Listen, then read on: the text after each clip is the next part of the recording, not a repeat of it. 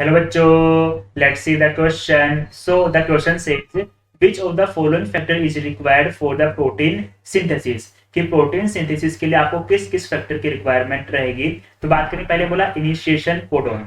हाँ बेटा, initiation codon की रिक्वायरमेंट हमारे पास में होगी क्योंकि हम लोग जानते हैं कि जो AUG है, AUG हमारे पास में इनिशिएशन कोडोन की तरह काम करता है, जो साथ में मिथ्योनिन को भी कोड करेगा. तो ट्रांसलेशन की शुरुआत करने के लिए हमको इनिशिएशन कोडोन की रिक्वायरमेंट होगी.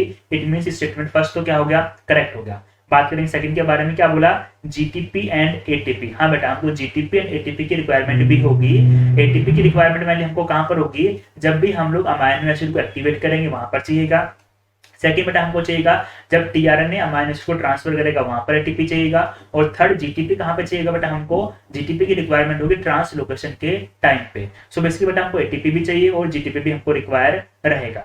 ऑप्शन थर्ड में क्या बोला, पेप्टाइडल ट्रांसफरेज. हाँ बेटा, इस एंजाइम की रिक्वायरमेंट हमारे पास में रहेगी. क्यों, क्योंकि बेटा ये एंजाइम ही पेप्टाइड बॉन्ड का फॉर्मेशन करवाएगा in between two amino acid and it is present on the larger सब यूनिट ऑफ राइबोसोम. यानी कि हमको पेप्टाइडल ट्रांसफरेज की रिक्वायरमेंट भी रहेगी.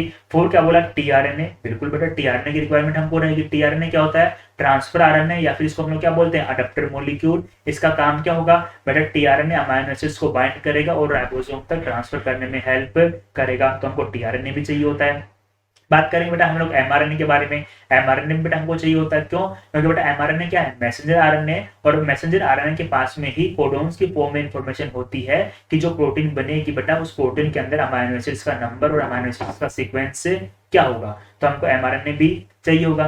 फिर क्या बोला सिक्स्थ में, अमाइनो एसिड एक्टिवेटिंग एंजाइम. बेटा ये एंजाइम हमको चाहिए होता है. क्यों, अभी हमने बात की बेटा कि जो एनर्जी की रिक्वायरमेंट होती है सबसे पहले हमको चाहिए कि जब अमाइनो एसिड्स का एक्टिवेशन होगा वहां पर एटीपी की फॉर्म एनर्जी की रिक्वायरमेंट होगी. अब उस रिएक्शन को कैटलाइज करने के लिए जो एंजाइम चाहिए होता है बेटा, that is amino acid activating enzyme. इसलिए इस एंजाइम की रिक्वायरमेंट भी हमको रहेगी. फिर हमने क्या बोला, आरआरएनए, राइबोसोमल आरएनए. बेटा राइबोसोमल आरएनए का काम क्या होता है, राइबोसोम का फॉर्मेशन. बेटा राइबोसोम तो हमको सबसे बेसिकली ही चाहिए क्योंकि राइबोसोम ही तो प्रोटीन फैक्ट्री की तरह काम करेगा. राइबोसोम ही वो साइट प्रोवाइड करवाएगा बेटा जहां पर प्रोटीन का सिंथेसिस होगा. इट मींस हमको आरआरएनए की रिक्वायरमेंट भी रहेगी. सो बेसिकली बेटा हमको जितने भी कंपोनेंट, 7 कंपोनेंट हमको दिए गए हैं, उन सभी कंपोनेंट की रिक्वायरमेंट ट्रांसलेशन के टाइम पे रहेगी.